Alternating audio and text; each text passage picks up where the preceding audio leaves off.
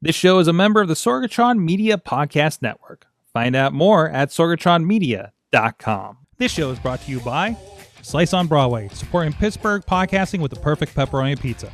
Production services by Sidekick Media Services. And listeners like you, supporting us at patreon.com/AwesomeCast.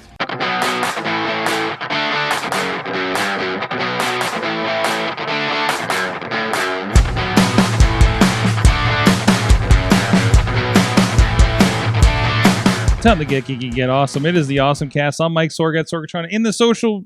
Wait, where am I? In the social medias? In the Sorgatron Media Studios in Pittsburgh, PA. With you guys tonight. With me, first of all, in studio is the Dutters. Hi, I had an espresso martini. Whoa! Surprise! Holy crap. Surprise! I just kept that one under wraps till now. Oh, no. I didn't know what... And fancy Dutters tonight. You just came from an event. I did. It'll be part of my awesome thing of the week. There you go. And also from the Podcavist, Dave Potter. Heyo! And surrounded by cats, right? Yeah. A little off camera, but surrounded by cats. When you came into the Zoom, I saw nothing but like close-up cat action there. I was like, what's happening? Now, we should say close-up cat action, meaning that the cats were on camera up close. Oh, okay. Yeah, that's true. Being careful with words. Yes. Being careful with words. It's not like what we were talking about beforehand. Anyways, for the show, for some other conversation later. So let's get into our...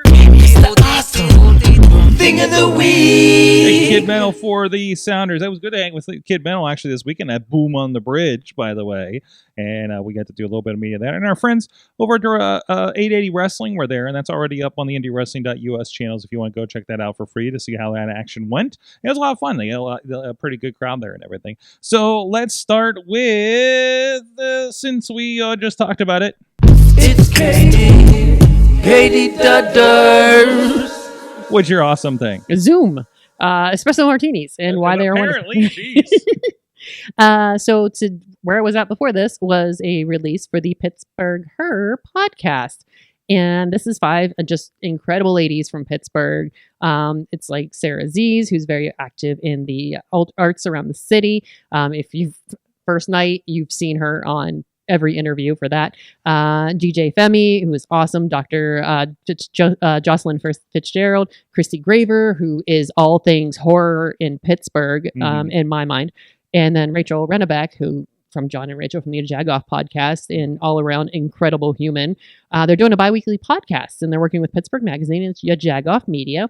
And it's like 20, they said it's like 25. I haven't caught up on all of them yet, but like these really easy to listen to, digestible podcasts talking about anything that comes to their mind, especially about being a woman and things maybe we don't talk to, about enough. Like they talk about therapy, they talk about menopause, they talk about just anything that pops up. And it's funny because they have this bowl, this Magnolia Bowl, they call it.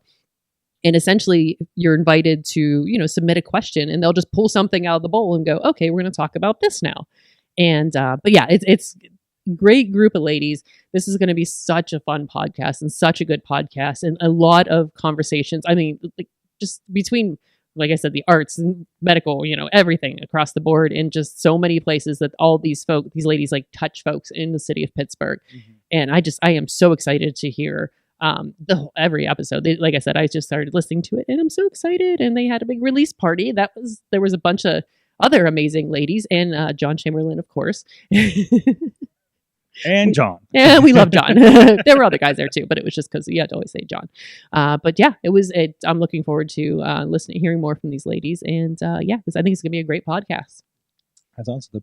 That's on all. Let's see, there's a YouTube version as well. We're playing a little bit on the video version over here. Mm-hmm. So very cool. So you got to go hang out for that, huh? Yeah, and you were allowed to submit questions, and I think my question was going to be, and I didn't get a chance to write it down for the bowl, but it is going to be something along the lines of, we didn't grow up with everything being televised or on our phones and our cameras, and we got away with a lot more things. And what is one story that you are glad that nobody had a video, could not take photos and videos on their phone, so it remains a mystery to this day?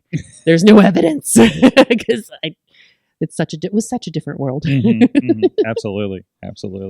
Awesome. So go check that out. They're awesome podcasts over there. And they do have it listed over at jagoff.com too, it looks like too, right? Mm-hmm. So Pittsburgh Her Podcast. Awesome. Dave, what's your awesome thing of the week? Sure. My awesome thing's actually related to the soon-to-be open Pittsburgh Airport. So the airport's been in construction for, it seems like, forever. And this is a major change to the Pittsburgh Airport. So this is really a downsizing for the airport, where when the airport, the quote-unquote new airport was made back in, I believe, in 92, Pittsburgh was going to be a major hub for U.S. Airways. Or actually, I'm sorry, U.S. Air. That's before they changed the name, when it was U.S. Air. And so it was like, okay, so everyone's going to be flying in and flying out, but aren't really staying in Pittsburgh. So we'll design the airport just for U.S. Air. And then U.S. Air got taken over, 9/11 happened, and then all of a sudden it's like, oh yeah, you guys aren't a hub anymore. You're more of an airline, you're more of an airport where people start and end at, which the airport was completely not designed for. You know, it was, oh yeah, we have two completely separate buildings separated by a tram. You go between. Yeah. And it's set up to have all these extra gates, and all of a sudden it's like, oh yeah, half the airport's empty. Yeah. It's gotten better, but they now put a new terminal. It's 90% done, so a lot of it's done. So it's not. Let me correct that. It's like not necessarily as somebody who flies through there a lot. Like they haven't. Like they're adding a new front door, is my understanding. To it. Like they're not. So, they had some renovations. I've seen the updates to seating and signage that's happening. They're redoing some of the vendors, I guess, in there and swapping those out and things like that, and modernizing that kind of situation. But yeah, it is just they're bumping the ticketing and everything like right up there, so you don't have that train in that separate building and stuff, and also modernizing and making more efficient, right? So exactly. It is a major deal. I think they put the price tag at $1.7 billion. Now it's not paid for. It's paid for by the fees the airlines pay. So it's not paid for by taxpayers or people directly. But also they're going to do things like you said, they're basically moving it from a separate building, shoving it up against the X there. So they're getting rid of 8 miles of baggage. Not carousels, but the baggage. Like the trail it has to go along. Exactly. Yeah, they're cutting 8 the miles off of it. Oregon Trail of baggage. So they said their thing is, we want to make it where the baggage gets there before the passenger. So if you've flown out of Pittsburgh, you know how long it can take for your baggage to get there. Yeah, exactly. And you're just going to cross the bridge between the landside part to the other part. Major changes, but they want to test it. And of course, you want to make sure nothing's going to break the first day. So there's the overhead there's a shot. You see the distance on the left is the building where you go through ticketing and security, and then you take a train underground to the big X over here that is the airport. So they're basically building it into, like, I think you see a little bit at the beginning of the construction there, like they're just building a front door, building into this. And a massive parking garage connected to it right there. Like a 5,000 car garage, which is covered. Much bigger than what's currently there, but they need to test it. They want to make sure that they're not going to say, okay, first day we're opening up, and it's one of those things. You can plan all you want, but until you actually literally beta test, you don't know what's going to break or not work 100%. So the airport's looking for volunteers, and you can go and sign up to be a volunteer tester. And this is going to happen sometime in September. They haven't gotten the details yet. So what you're going to be able to do, they're looking, like I said, they're looking for around 3,000 to 4,000 people. And all one day you're going to be told, okay, you're a passenger.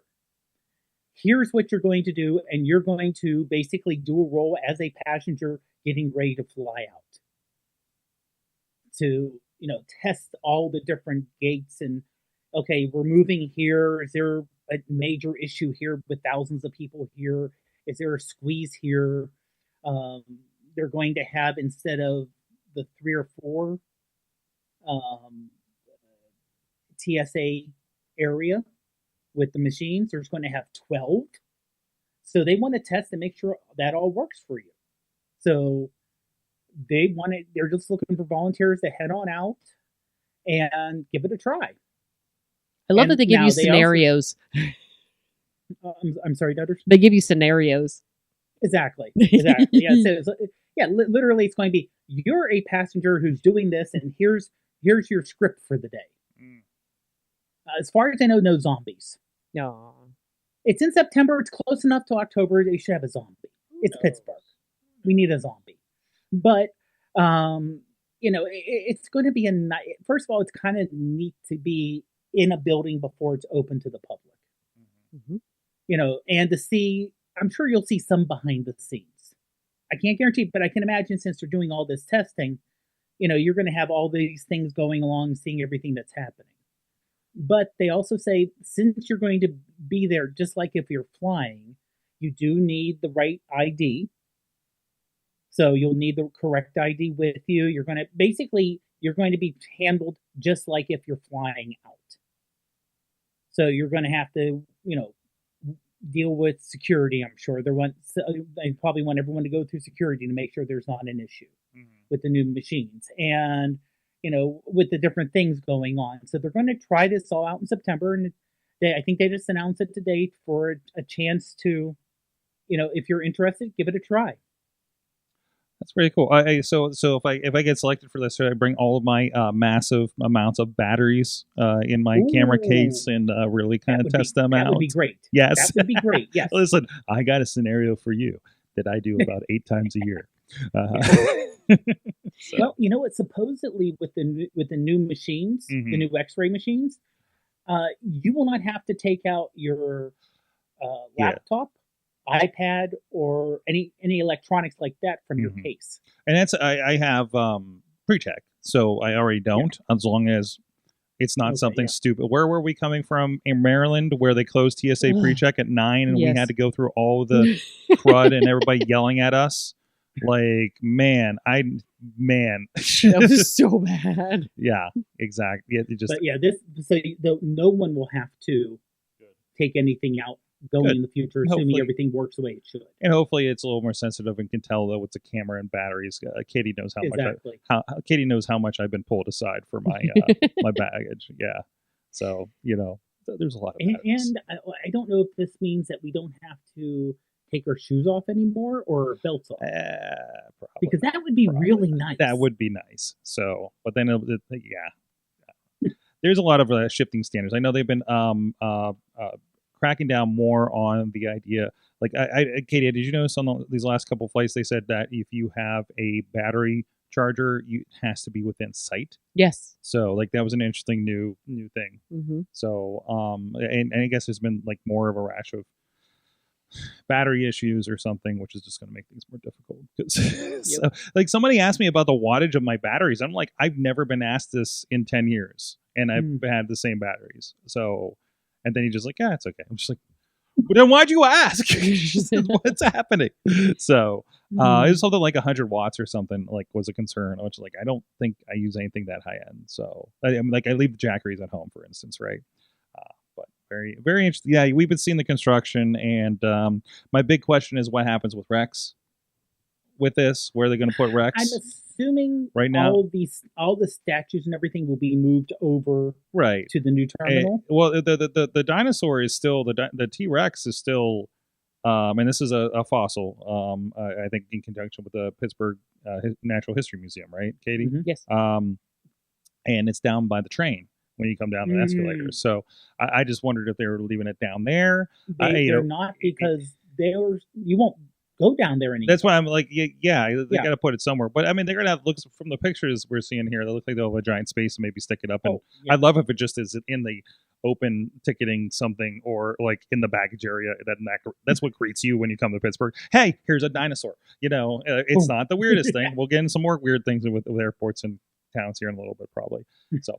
All right, my awesome thing of the week, Dave, is kind of old school. I love to see this. It was a mystery to me when it first popped up, and I realized it was very familiar.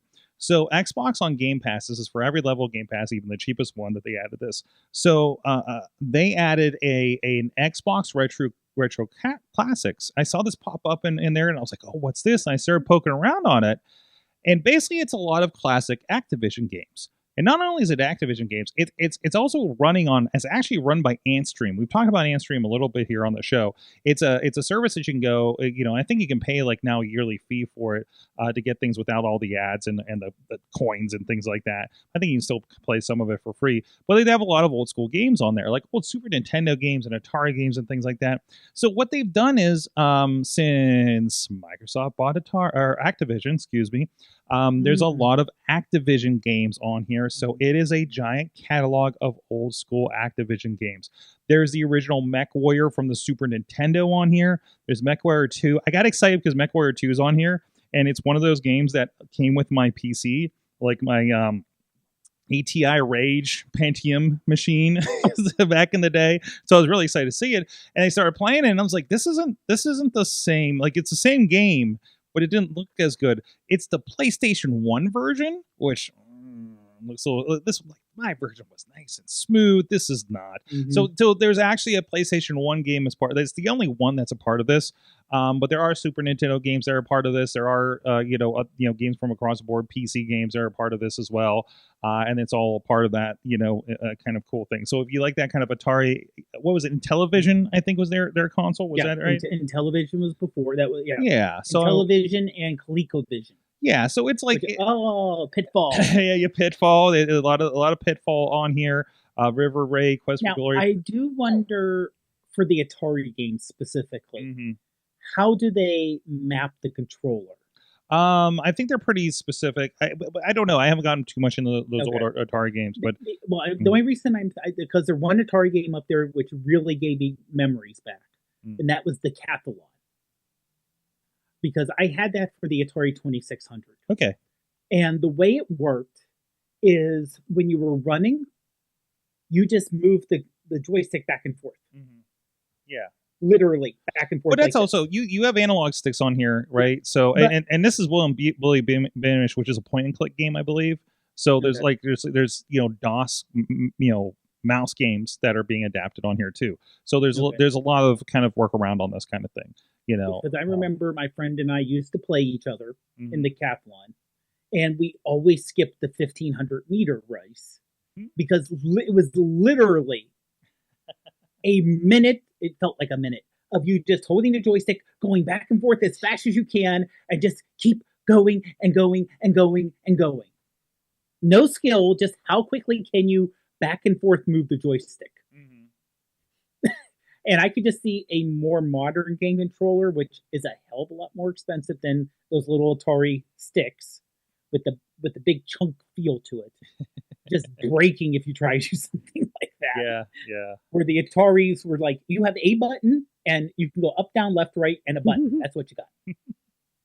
It's a fun bit. One of the nice things I liked about this was it has some of the old Sierra games because I forgot that Activision bought Sierra games at a point, and those were like some of my favorite PC games back in the day.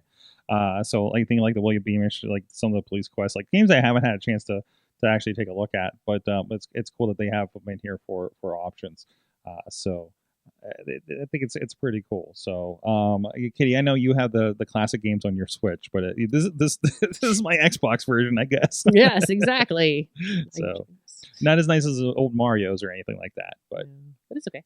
Yes, but it's cool. It's a part of that. I don't think you can purchase it independently. I think you have to get a Game Pass on this. And again, these aren't streamed. These aren't installed on your console. These are going to be streamed off of a server via the Antstream service, which is really interesting. I haven't tested it yet, but I was curious.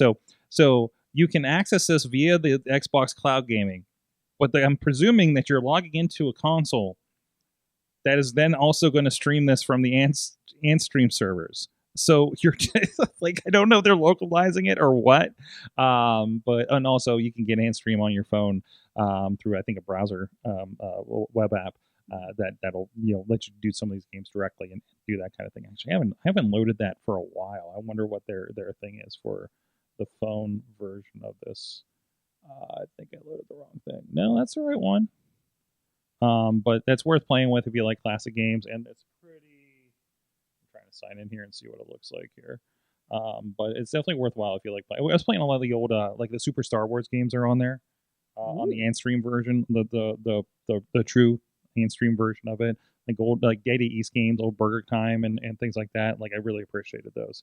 Yeah, and they still have the gems concept for it. Let me show you just comparatively so you can see what you're dealing with here when it comes to Antstream. This is what the selection looks like on your phone.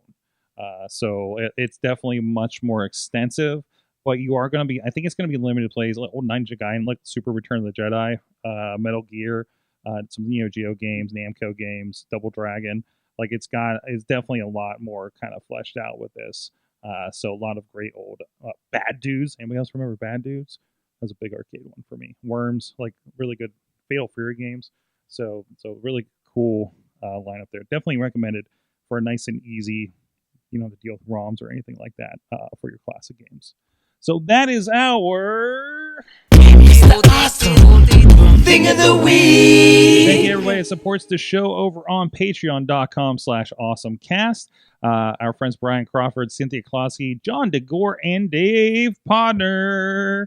Thank you all for supporting the show. Keeping it rolling. There's the Sorg Sean Media master feed. You catch what's happening when we play videos on the show and in between shows a lot of times. And as long as it doesn't get too juicy, but we'll be sticking around for those.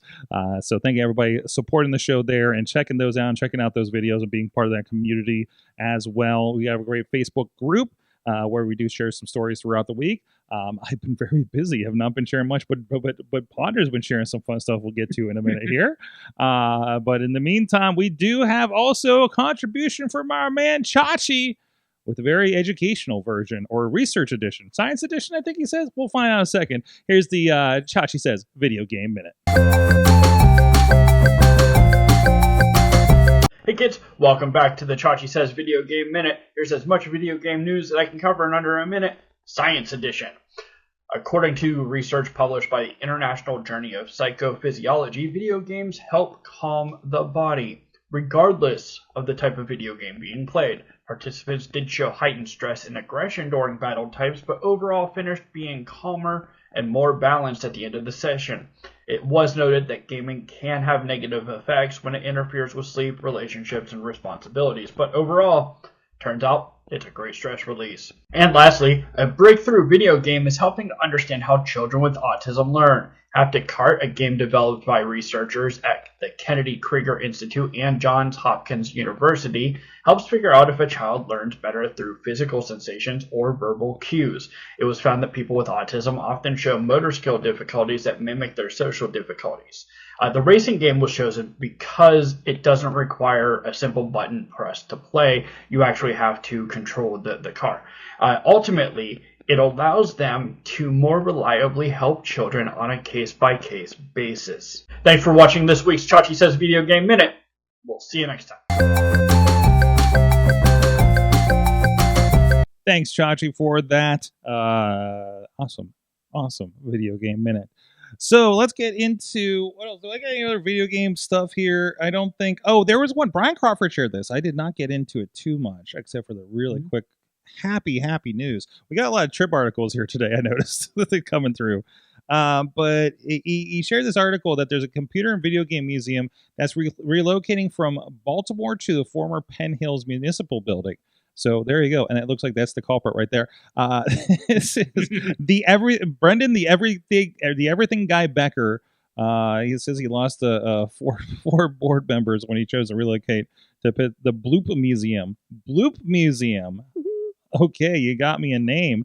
They're going to be relocating it to this awesome big old municipal building that's got some, that we see in the pictures here. But generally, they said it's going to be up in Frankstown Road in the Penn Hills area. And I'd like you to tell me more about the museum. It's a nonprofit electric entertainment museum dedicated to the history of computers and video games. Purchased building for $370,000.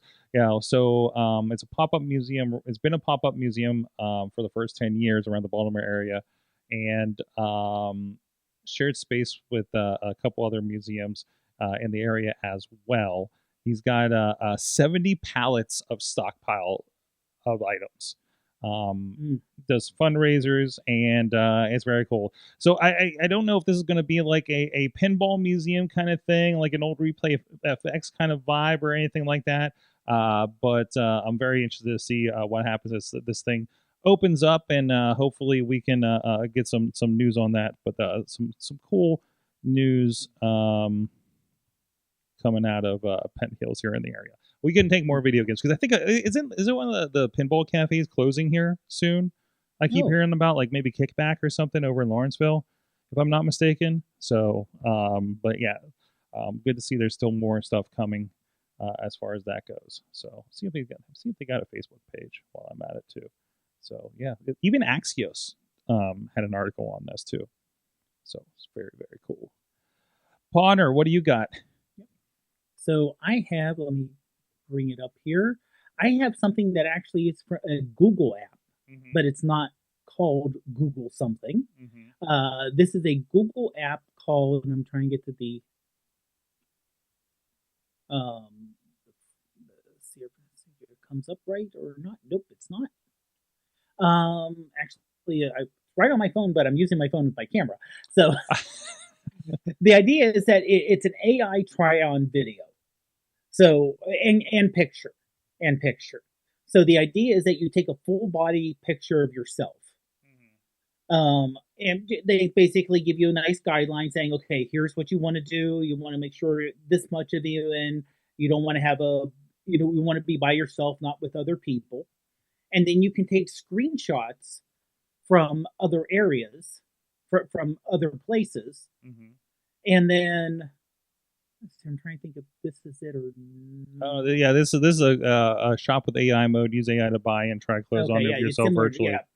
Yeah, it's similar to that. But the idea is that there's something on a web page, and what you can do is it'll actually put it on your body, and you'll see what it looks like on you.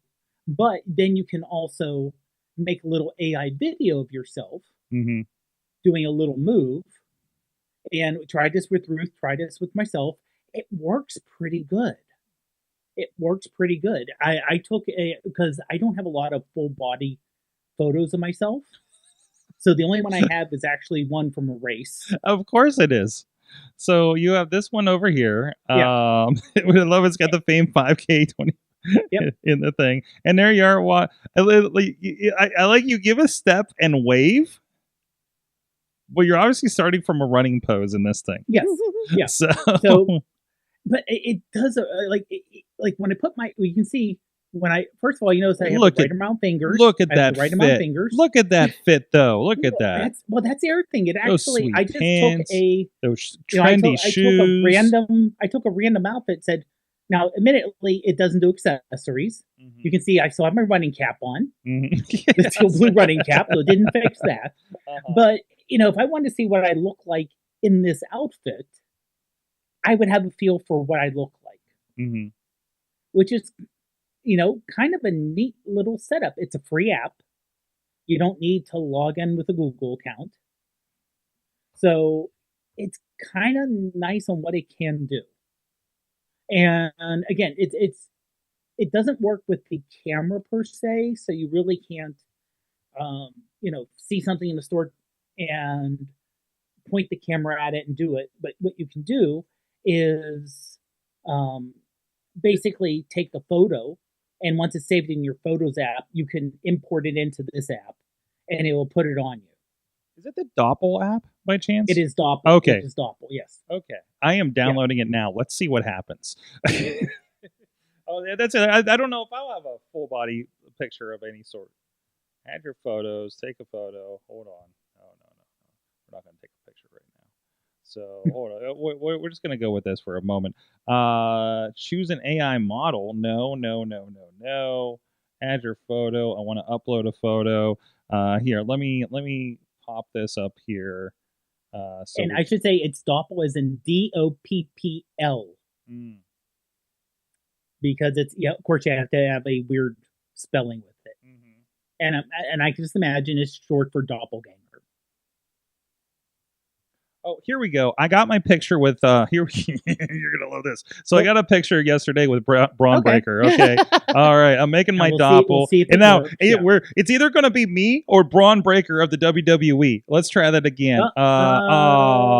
Image might violate policies. Okay, add another photo. Let's try this. And I will say, me. I have tried photos where we picked dresses for Ruth to try on, and they're nice dresses. They're not overly showy dresses, and it has given us a warning saying, "Yeah, this is a little too sexual." Oh, okay. And it's like, okay, no, it's like right above the knee. It's like right above the knee, and shoulders are showing, but it's not like a plunging neckline. Okay. It's like an evening dress, But it said, which I think they're being a little overly sensitive, because you literally could take a photo of anybody, if you think about it, because it just says take a photo, so you could get a photo online from somebody and put some kind of scandalous outfit on somebody. So I think they're being very, very careful. Also, this is one of those experimental apps from Google Labs. This is one of those where I only take selfies, so I don't have any full body shots.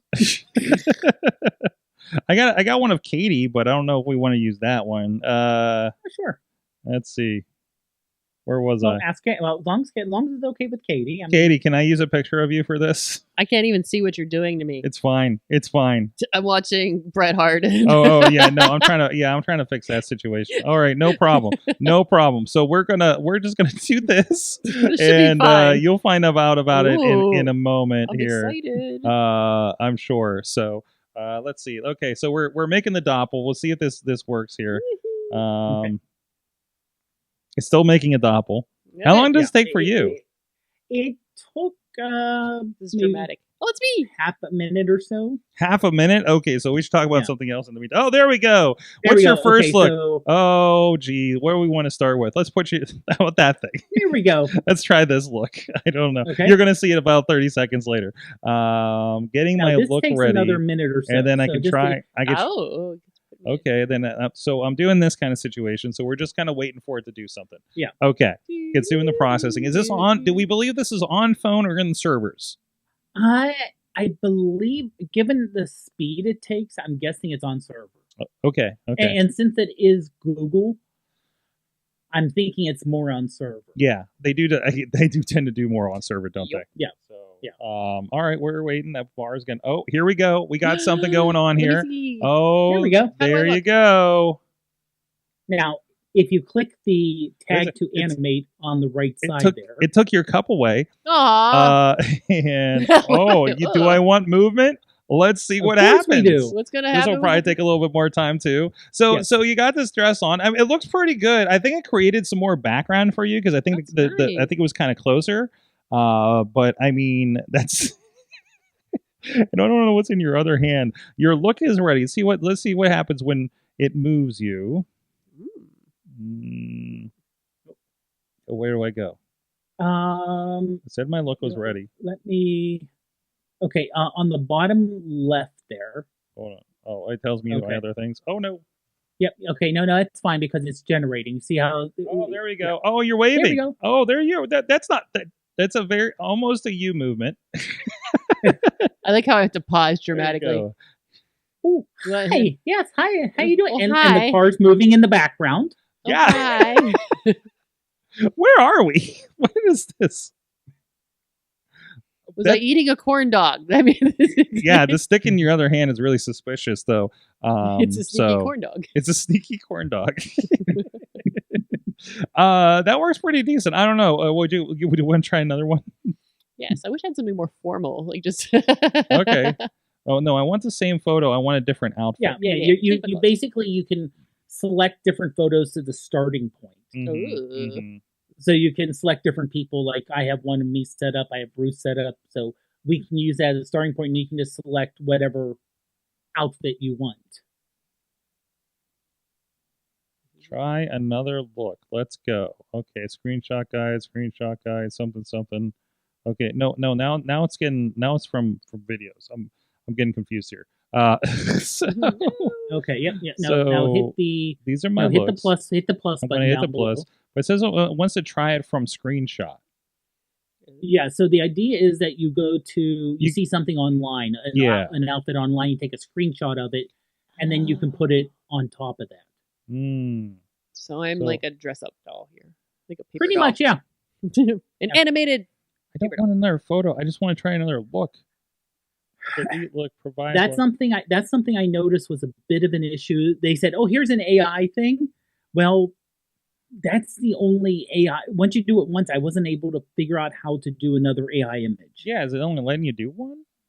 I think, but now if you go like on the general web search and search for, let's say, dress, and you do a screenshot of a dress, then you can say, okay, use this screenshot, use the image in the screenshot and put it on Katie. Okay. Interesting. So if I go like a catalog website or something, I could take that and be like, here, put this here and apply this. Then that's kind of the idea, is that you're looking at a catalog or you're looking at a website somewhere and you're like, what would I look like in this? And find a Sears catalog and just go. Yes. Okay, I have a second look. Apparently. Ooh. There you go. Wait, where is that like is it trying to do like a cat on your shirt kind of situation? Okay. Interesting. I'm trying. Hold on. Did I pull it? I think that's how you can select another photo. I picked another photo, and I think it tried to pull in something from the other photo into the picture. So that's interesting. Choose one. Yeah, if you want to select another photo. Okay, or you can, like you said, choose an AI model. That's interesting. Yeah. Okay, so that's Doppel. So that's your try-on thing. So Dave's going to get a little more spiffier when he dresses up for the podcast. Oh, yeah. We all got to level up to Katie right now. Yeah, get on my level. Oh, please. Yeah. Or at least be in the vicinity of your level. The vicinity of your level? There you go. Let's get the toys. Yes, please. All right. Pick mine. Lego. What? No, pick mine. Okay, then I'll hold on. I'll step on the. Okay, what's yours, Katie? The mini McDonald's Happy Meal toys. Please tell me you saw these. I don't think I did. Okay, so starting today, if you get a McDonald's Happy Meal, they have a line of, I think it's like 21 different mini like McDonald's things. Like there's a tiny McDonald's, there's a tiny drive-through, there's a tiny like McDonald's arches, tiny Happy Meal, tiny plate, tiny boo bucket. Do you see the little tiny? They're like this big. Yes, they're itty bitty. They're teeny tiny. They're this big, and so after this show, I might drive through McDonald's to get one. Oh man! Look how cute they all are, and I've never wanted something so much in my life. Out of nowhere, like, no interest in, but now I want it. I want make anything a miniature size. We're all in. Thankfully, Missy does a lot of McDonald's and does Happy Meals for portion control. Yay! So we have a lot of McDonald's toys around. They're just like unopened. Just like I found like 2 Elio toys in the car, in the back of the car. They're just like they're still there. So I'm surprised you didn't find them when we went to the show last night. So I think there's an entire tray. Wait, this like tray with the McNuggets. That's amazing. I feel like they had something like this where they were like I don't know if they were like Transformers or something, but they were like Happy Meals or something or fries. Like I remember just man, I gotta see if we can find those. I also remember the GoBots in these too. Those were really good. Little things. Wait, is that a phone or is that is this a kiosk? Yeah, it is. Yep. Yeah. Or a phone with the ordering app on it? Like there's so many of them. There's like a little thing that the display for your tiny screen. There's a drive-through screen. Oh wow, what's this thing? Is that a terminal? Yeah, we can play McDonald's. What is going on? To get a little booth, but I need tiny people to go with it. Now, if you scroll down on that article, though, like an eyewash station. Yes, where it says "Play McDonald's Anywhere." Oh, it says scan a Happy Meal box to unlock the drive-through dash digital game. They've been doing this for a while. Yeah, they've had games for a while where you scan the box and they'll have something pop up. Choose a manager and race to take orders and rack up high scores by dashing through the drive-through. Wait a minute. Don't you want to play like you work at McDonald's, boys and girls? Oh, no. Yes, you do. So it's like every other AI game. like with our VR game that we've ever been excited about, mhm. like bagging our own grain. Yeah, pretty much. Yeah, Oh, the office work one. it's Office getting the simulator. kids ready to work in McDonald's. Yeah, get excited about a career at McDonald's. It may be your only option soon. So yeah. Oh man, now I went back to Facebook and it's nothing but like there's videos of people who have gotten the tiny tray. Oh my gosh, it's a tiny McDonald's. I can't even handle myself. Everything is tiny and adorable. All right, let's go to more tiny things then, and more flashback tiny things that I was trying to get to. I like tiny things.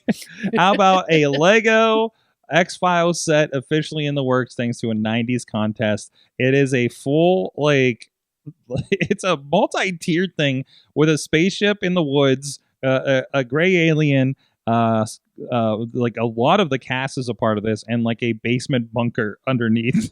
That's all one playset. That's pretty tremendous. It's a forest UFO scene on top, and the Mulder's basement office underneath. Over 2,000 pieces, and you're going to have mini figures of Fox, Dana, the Gray Alien, the Jersey Devil, the Assistant Director Walter Skinner, Syndicate Leader, and Eugene Toombs. So for everybody. Also, along with this, I don't know why this is the combined article, but along with this, there's also going to be a Wallace and Gromit set. That's I'm more excited about that. Okay, all right. So how many different types of cheeses will be in the Wallace and Gromit set? That's for another article apparently to get into. But yeah, no, this seems pretty cool. So if you're into the X-Files and you're a Lego nut, like this is going to be. I love the details on the office in here and everything. Like I'm trying to figure like size scale, like how big is this thing going to be? Because again, there's just so many details. Yeah, the guy sticking out of the cell. Is that a Sasquatch or a Jersey Devil? Well, no, that looks like a Sasquatch. I don't know what the Jersey Devil looks like. Maybe that is the Jersey Devil. I don't know. That's I love that little Lego flashlights too. So yeah, look, yeah, this guy's like down in the corner, like looking through a through a vent. Yeah, through a vent in the bottom. So I love how messy it is. It has all the stuff on the. It's even got the "I Want to Believe" poster in the back. Oh, that's good. That's really good. So I'm checking the time because we got a pumpkin time for Dave here. I want to make sure we respect. We have no respect. No respect. I will not respect your out time, sir. We don't respect your boundaries. You will respect my out time. Your out time. Jeez. You have more info about Denver. You have a follow up on Denver.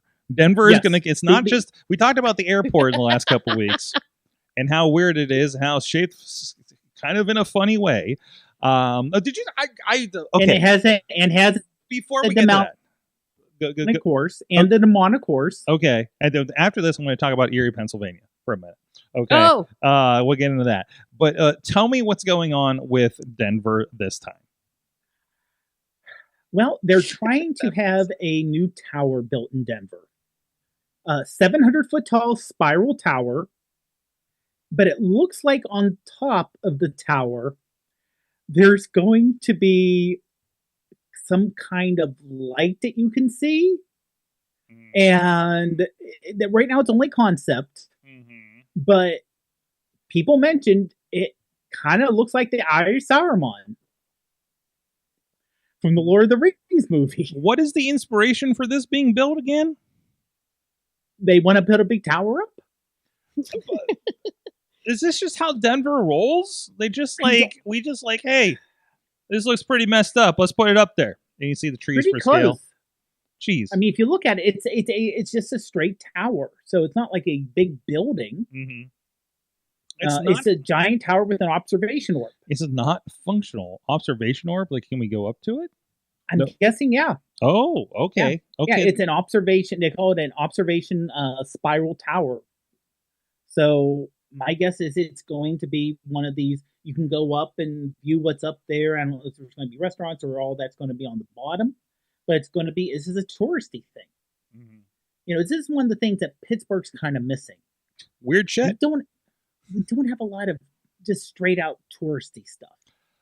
Yeah, I mean, there's like we have mountains and overlooks and old stuff like the incline and stadiums and we had a fountain. We don't this year. So temporary. What's that? Temporary. And I said stupid draft. Stupid draft. Yes, we have a clock. We have a clock now. Over by the stadium for the draft, I guess. That people can take off.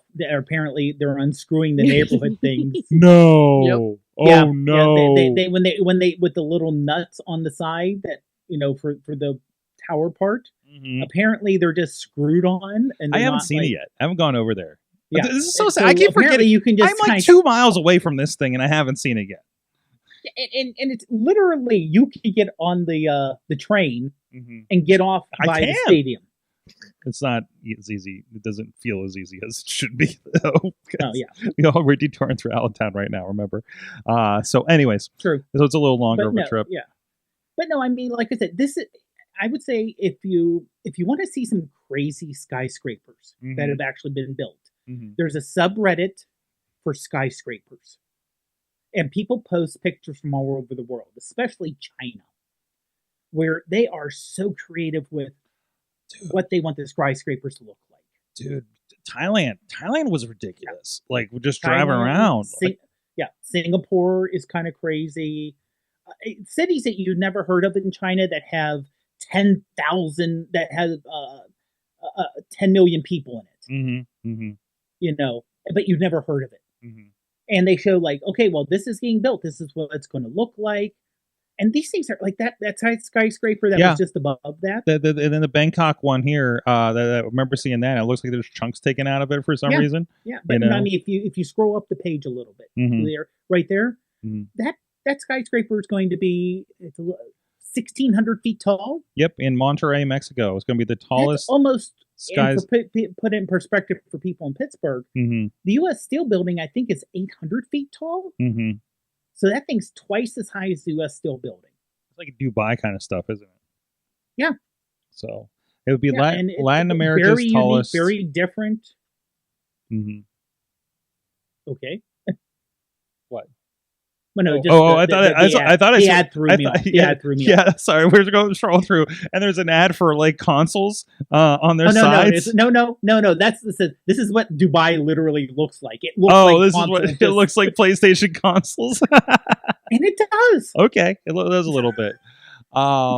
Interesting. So, but yeah, Denver going with a wacky. Now, whether it gets built or not, who knows?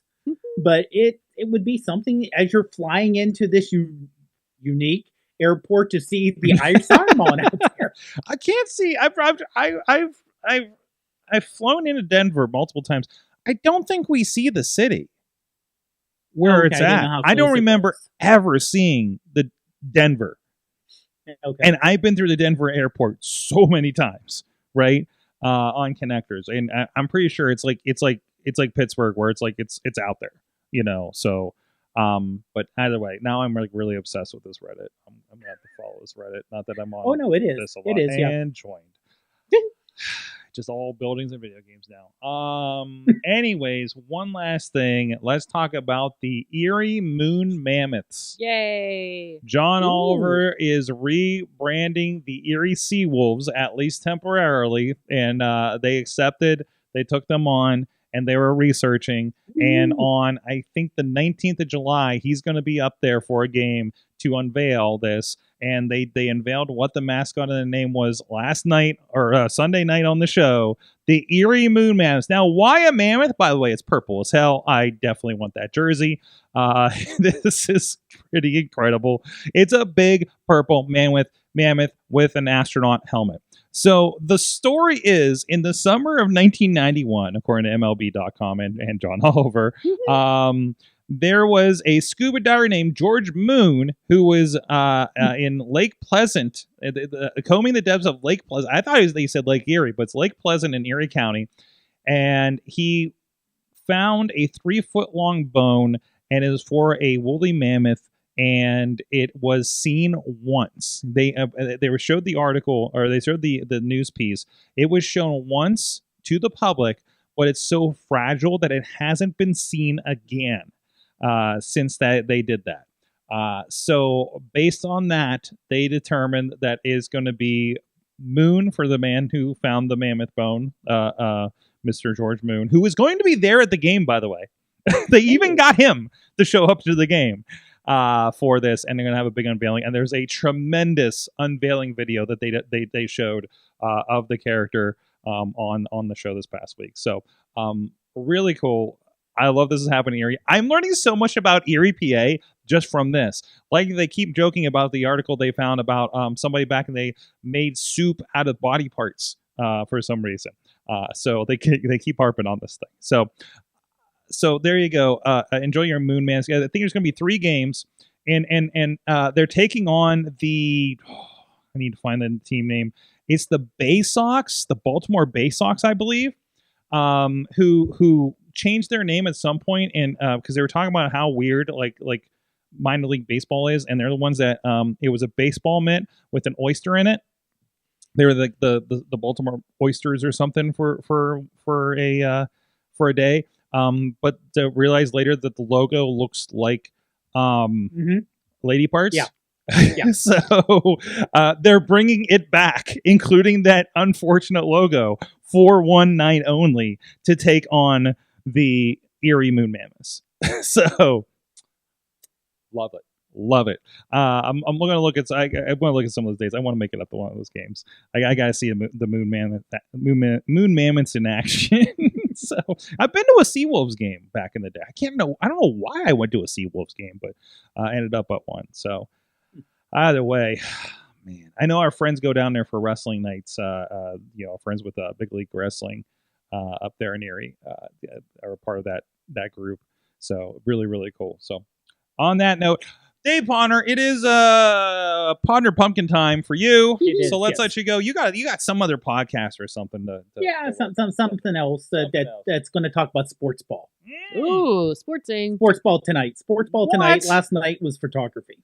Oh man of the podcast. You're doing more podcasts than I am this week at this point. Jeez, what is this? And people are going to get sick of my voice. There you go. Never. There you go. Thank you, Dave. iPhoneography podcast. What's the other podcast that you're doing? Well, this is going to be Joey Bag of Donuts. Oh. So it's going to be the donut shop. Oh, okay. Donut shop, but just Joey Bag of Donuts podcast. People know he's locally famous. Oh, okay. And we're going to talk about all the craziness with the Steelers yesterday. Oh, boy. Katie Dutters, katiedutters.com. Yep, doing stuff. Went to wrestling. You went to wrestling. Well, you went to work at Boom on the Bridge, and there was wrestling. Yes. So. And then we wrestled. Oh wait, we went to wrestle last night. That's right. We'll talk about it on Patreon. There we go. Yay, we'll talk about look, Patreon. we got a topic. There you go. What was that? What was that again? I can't whack things. A mini yeet. You have to wait to the Patreon to see the more of a yee than a yeet. So, all right. Thank you guys so much. You have been our awesome audience. Have an awesome week.